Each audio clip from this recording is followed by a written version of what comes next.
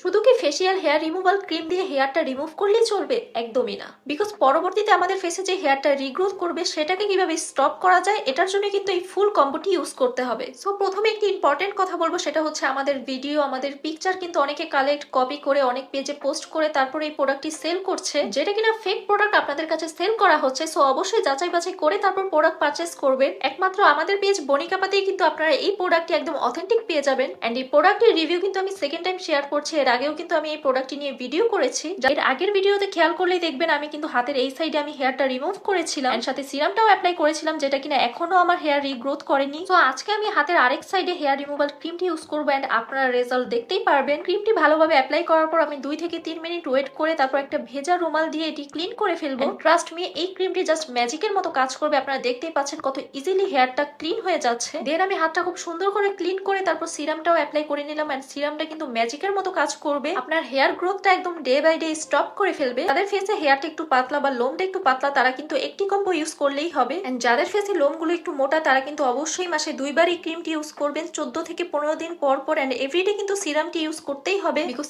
এই সিরামটা অনেক অনেক ভালো। বিকজ এটা ইউজ করলে আপনার হেয়ার যেটা রিগ্রোথ করবে সেটাকে আস্তে আস্তে স্টপ করে ফেলবে। সো ফেক প্রোডাক্ট ইউজ না করে অবশ্যই অরিজিনাল প্রোডাক্ট ইউজ করুন। এন্ড অথেন্টিক প্রোডাক্টটি কিন্তু আমাদের পেজ বনিকাপাতে আপনারা এই কম্বোটি পেয়ে যাবেন। সো দ্রুত অর্ডার করে ফেলুন।